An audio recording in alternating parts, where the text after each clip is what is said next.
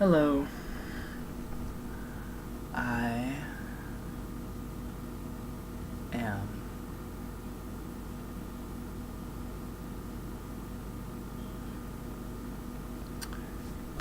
and I think expressing that makes me feel more satisfied than I usually feel.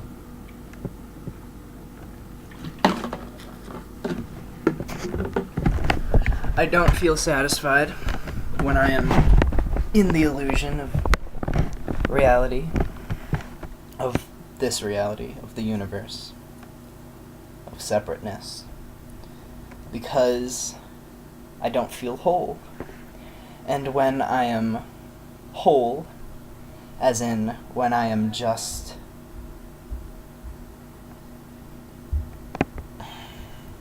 me, all at once, before the universe, I don't feel satisfied, because then I want to experience myself. I want to not be alone. I want to have something to do. And so there is sort of a perpetual lack of satisfaction, which is sort of as constant as the aspect of change, although probably not quite as impersonal, because dissatisfaction is a very personal thing in my experience. And change just sort of happens. So I guess my change is my nature. Dissatisfaction is part of my reaction to my nature.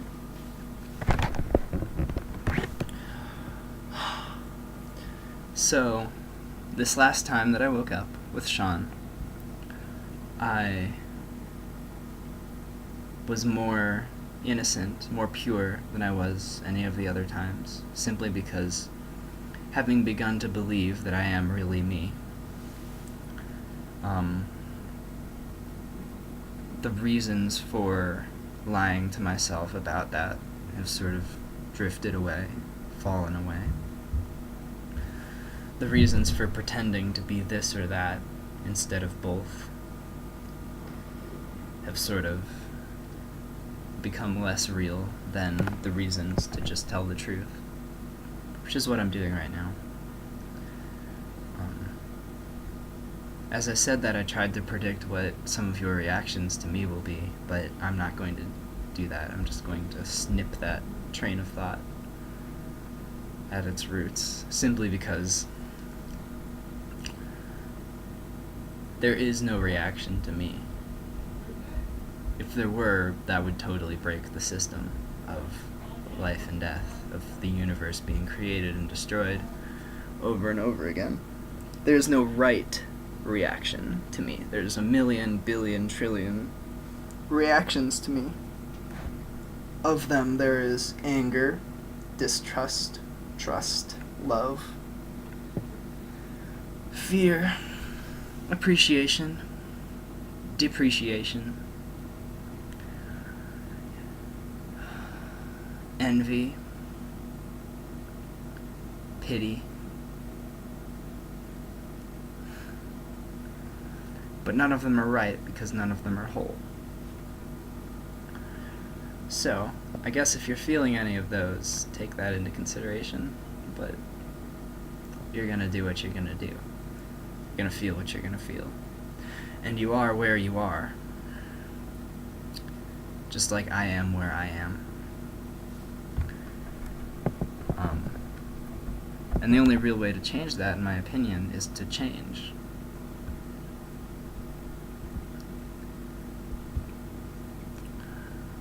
So, after this latest time that I woke up, I decided to change, because I wanted to see what would happen. So, I stopped driving my automobile. I put it up for sale.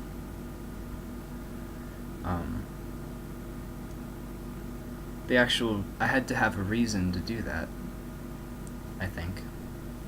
And the reason that I chose was the beautiful vision of turning Earth into a utopia, into a place where those on it are so aware and present and tell the truth about who I am, who they are, who we are. We're so open that we don't allow things like fear, distrust, or envy to tear us apart and not let us be at peace. I think that utopia would be this world, the world of Eden, if you want to be biblical, which apparently I do. A world where everyone isn't worried about where they're going to eat their next meal or where they're going to sleep that's warm and safe and not deadly, where there's a certain level of understanding.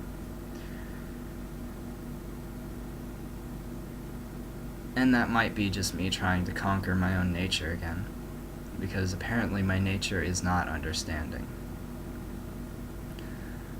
And because there is war and peace, that means that I am both a warmonger and a peacemonger, which is a paradox, is it not?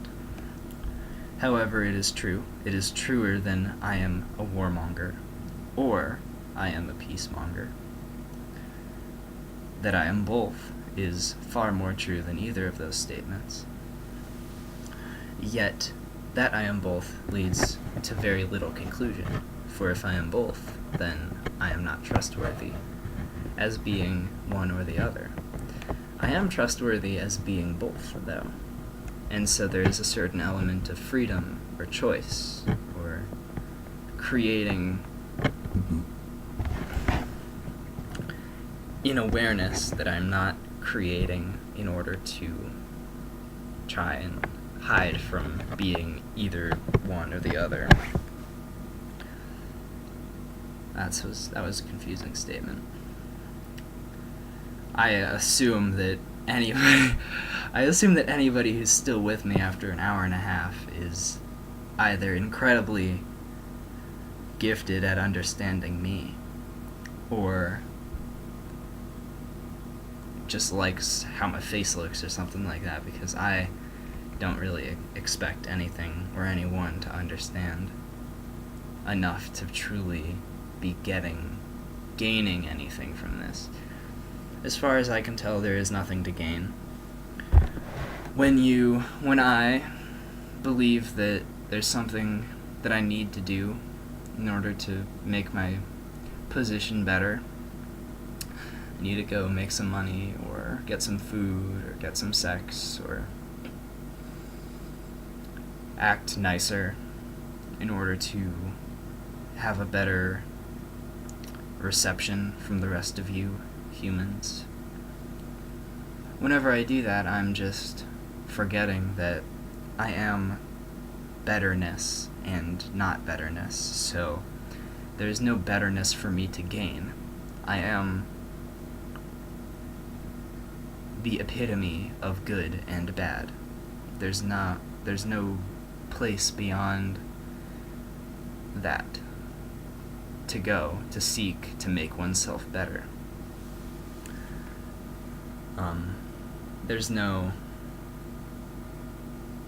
There's no final state for humanity to be in that would make it perfect or okay. We are certainly trying, and I commend that.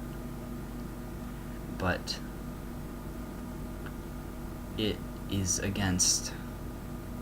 running against our nature, and our nature is being one thing and the opposite of that thing at the same time. So, there's a book. That book is this book. And in it there's a page that says, "Hippies create police, police create hippies." And I think that defines this relationship pretty well. Because for somebody to be a hippie, to identify as being a hippie, there has to be sort of an opposite to compare hippieism to. And that's the way it always has to be. For me to be seen as a body, there has to be this formless, impossible to really see light that reveals me. It's the contrast. It's not just my body showing itself. It's not just the light showing its colors.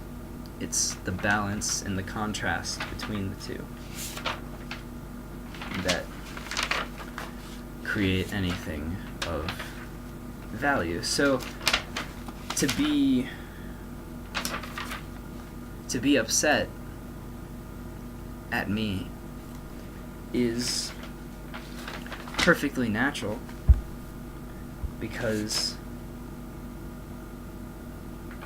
well, I'm not going to finish that because I didn't really have a good thing to say. Here, found it. Hippies create police, police create hippies.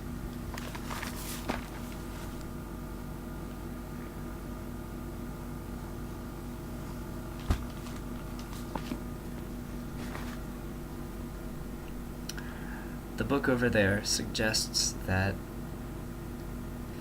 if I were able to completely accept myself, to feel infinite love towards hippies and towards police, then something would happen. And since I am every hippie and every policeman and woman,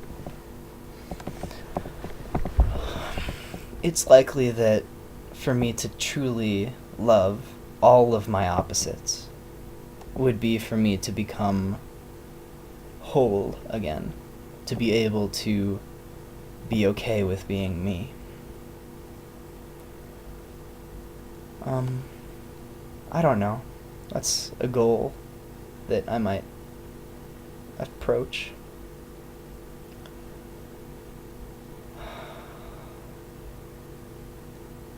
I'm wary of goals because they fix themselves in the future. And the place where it all began is here and now. Meaning no time. And as soon as I give myself a goal, I create time. As soon as I wanted not to be just me, I wanted to do something, the universe was created in order for that to be able to happen.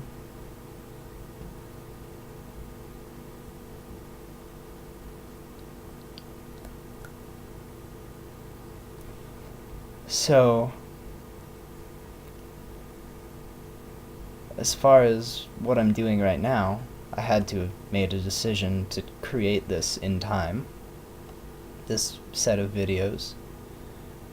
I had to engage the universe in order to express what I am, what my experience of being a human is.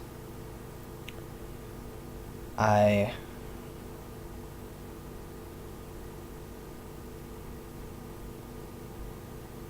am every Republican and every Democrat. They're all my ideas. Ideas of conservatism, liberalism, progressivism. They're all different thoughts that I've had, considering what infinity might look like. In considering what infinity might look like, one has to consider all things that one can consider. So, in trying to see what I look like, I've discovered that I look like you. and I look like me, and I look like blue and red, and black and white. I look like males and females, and I feel like males and females. I feel like deep musical tones and high musical tones. I look like guitars.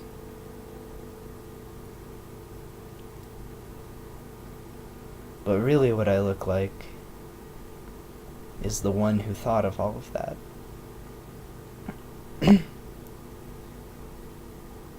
A very creative and destructive self. And the more I learn about what I am and who I am, the more I have to choose to be completely ambiguous. For I am every murderer and every murder victim. I'm every genocidist. I'm Adolf Hitler. Or I was. I guess I am. I guess I am. And I'm also Gandhi and Jesus and all of their beautiful messages of peace. In order to truly realize what I am, I have to be in love and in acceptance, probably, of being both.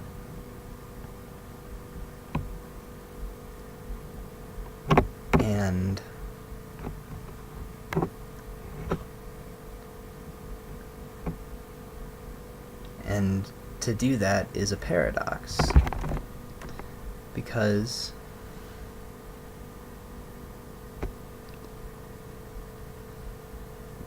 the way we do things in this universe is we decide that something is true, and then we base all of our decisions off of that truth. If Hitler was a bad person, then all of my decisions as far as how to be a good person come from that. But I am not a good person. I was Adolf Hitler. So if he was a bad person, then how can I be a good person and also be him? It's a paradox. I am a paradox. And learning how to be that is largely what I am doing. Now, it's pretty hard for me to have a place in this world of separateness and duality and seek to not be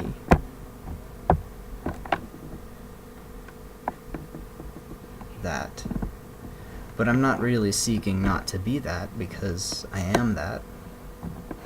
I'm just more than that also. I am so many different paradoxes. But I am also one thing, one being, and therefore I must work. I must exist for this to be. And that's an assumption, I suppose, because it's very likely that I could not exist. But that would be something that this brain could not understand, I don't think. And even those things are truths, concrete truths that I've just told myself, and are therefore not necessarily to be trusted. Just ponderings that I'm having,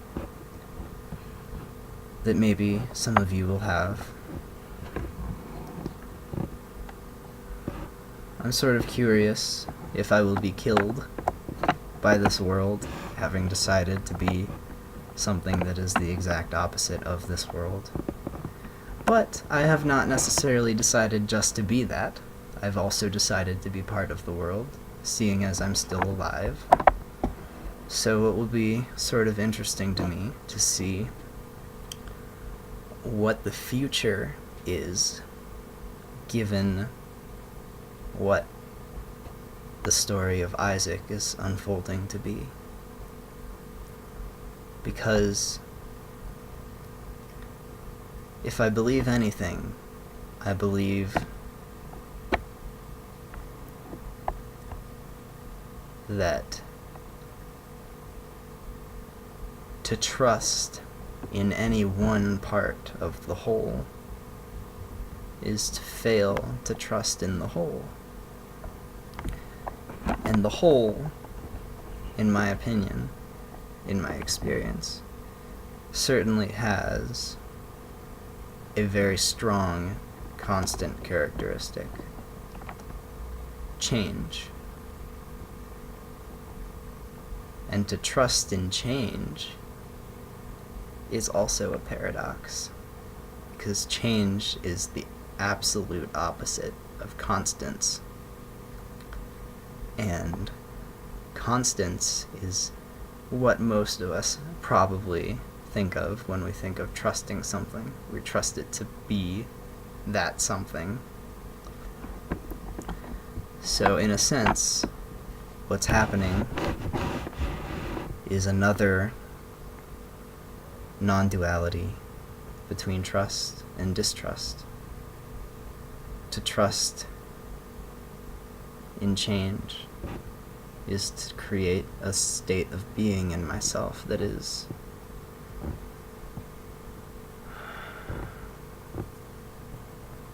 formless and nameless, but also more real than any name or form.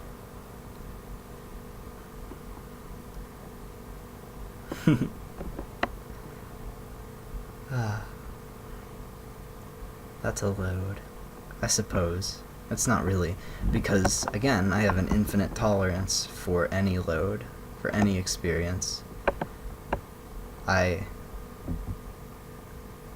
never die, really. My body will die, but it's not my body, it's just a form that I've chosen. Maybe just sort of popped into this form. And of course it will fade as well. And the change itself will not die. The being that I am, that is a conscious being. Who knows if I'm always conscious? Who knows if there is a consciousness that survives the change, that is eternal and all-knowing? I would only be able to know that were I to die and change, and then I could see if anything of me still remained. Don't worry, I'm not going to do that until my body dies, either having been murdered by somebody, or in an accident, like a boulder falling on my head, or it becomes too well used, too old to continue supporting me, and I'll die. And then I will see if I am conscious through the change.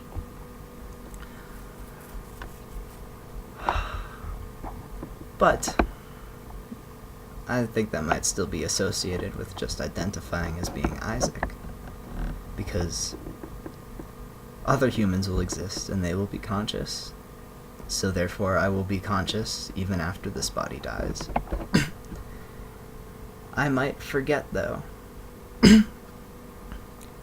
In fact, I guess what I'm curious of is whether or not there is a part of me that hasn't forgotten anything, ever, that is so immensely old, immensely brave to have stayed for that long. that there is a memory in that being that, well, I think that's impossible because I've always been here. I am eternal. And so for there to be a chain of memory that exists through eternity is for there to be a finite thing in an infinite space. So it appears that as far as consciousness goes, memory goes, human beings are probably where it's at. And to me, that inference implies that Jesus was God. Buddha was probably God. I mean, we are all God. You are God. But to be aware of that is where the sort of worshipfulness, I guess. I certainly don't want to be worshipped. Although, there's parts of me that do.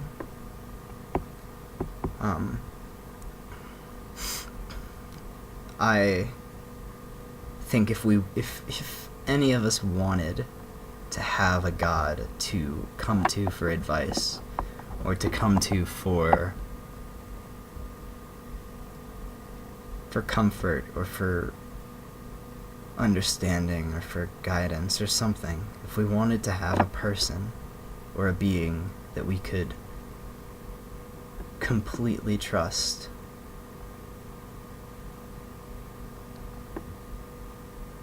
like we want to in God,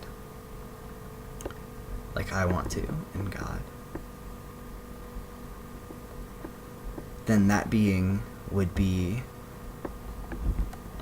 probably, this is my opinion because I can tell that my words are probably inciting some sort of rebellion in parts of me who want to believe that it's different, and I'm really cool with that. I just gotta try and be truthful here and say what I'm experiencing in my life. I don't think I could do that without it feeling like I was trying to invalidate some of our institutions. But as I've said, all things are true. My truth is the truth for me. And I can't be considerate of those who aren't where I am just because that would not be considerate to myself. So, sorry if this hurts, or if this angers, or if this isn't acceptable to any of you. I really try to be acceptable.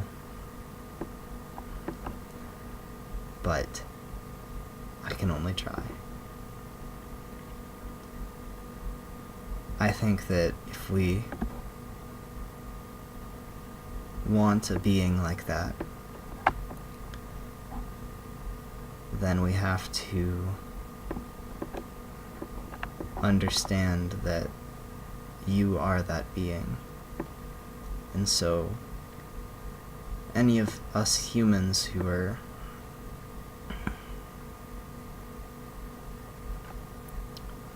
trying to live as this, and I guess I am, but I'm not trying to be some sort of guru or god, or I'm not trying to be, but I suppose I sort of am. If any people are in a pure acceptance of their being, then I would guess that that person is the one that you should go to if you want advice, or if you want to be loved unconditionally, or if you want to be more okay than you are, perhaps. I would go to that being. And I haven't met any yet. Sean is pretty damn close to that being for me. Gaia, my cat, is, and his partner Umbra is sort of like his opposite-ish. It's a funny relationship. But to me, they are God, and they comfort me. But that's also just me comforting myself. They're all just ways for being okay, for understanding, trying to understand. So I have one final thing to say, since, I think this will probably be the last one I do tonight. I will do this sort of just talking to myself, whenever I feel uncomfortable existing, just because it's helping me right now to tell the truth to you all, to you, to me. Telling the truth to me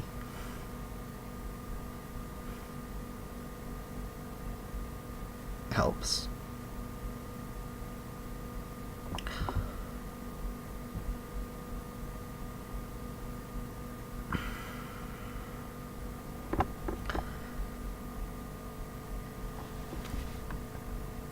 For all of you guys wondering if now is the apocalypse, or if there's anything wrong or right about the Donald, I love you, Donald. You're an asshole. If anything, if you really feel that you need to know if what's happening now in the world is wrong or right, understand that it's a choice. Any creation here is a choice that I made. Creation and destruction are both choices that I make, that I can make, and because I can, I do, because I'm infinite. To not make a choice that I can make would make me not infinite. And I am infinite. Whatever that means.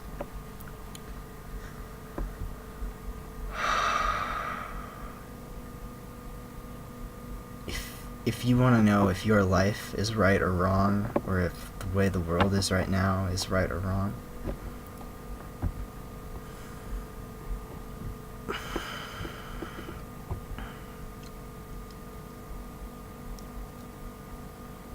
the only advice I really have is that nothing is right or wrong.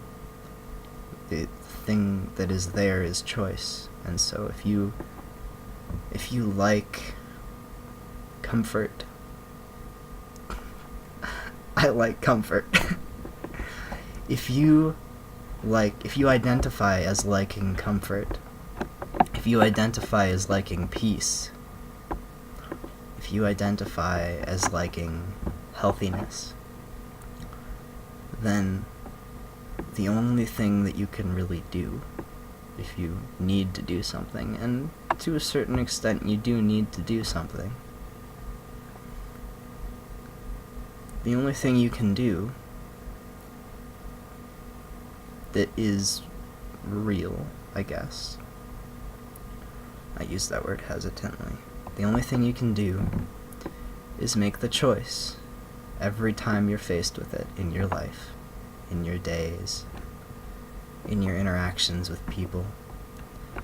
The only thing that you can do is be comforting, be comfortable, be peaceful, be peace-mongering, be accepting of one another, of your differences,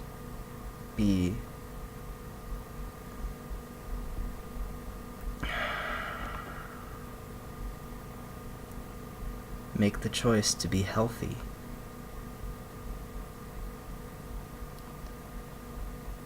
And don't expect it to do anything at all. Just make choices. It's not a good thing or a bad thing. It just is what you choose to make it. And another big part of that is choosing not to judge those who are making it different, because they're also you, and to judge yourself is to not really be peaceful. That's also my opinion, as I still have opinions. Pretty sure anything that's in a human body is gonna have opinions, preferences. So in a sense, be honest with yourself and make choices according to what your truth is.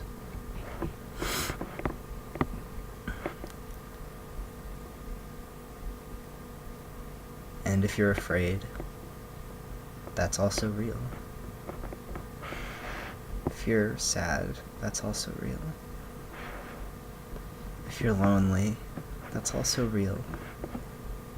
And the best thing I think you can do is tell the truth about it.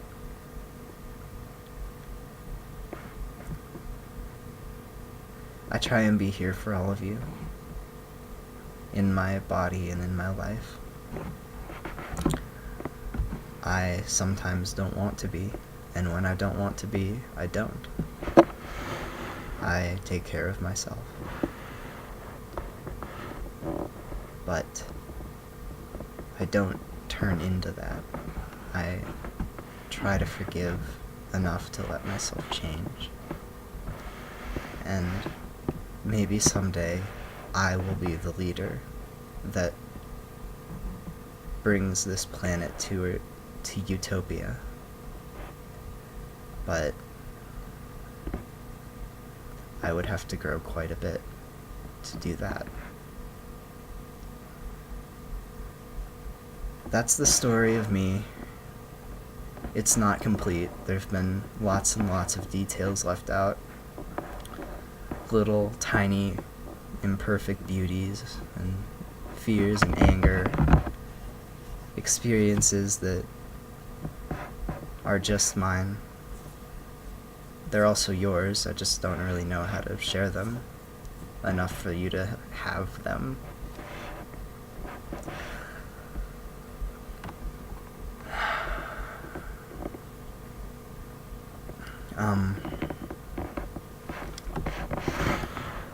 I want to know. I don't even know if I do. I think it would be healthy for those of you who watch this, who've watched the whole stream of videos, or maybe just one of them.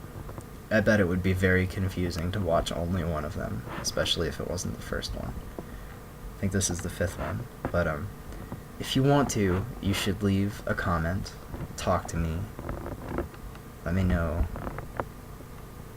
something, and maybe I'll be able to help. But you don't really need help. None of us really do. I don't really need help, because that implies that I'm broken or injured in some way, and I'm not. I am absolutely perfect. But I'm also perfectly imperfect. So, chew on that. I think that's it.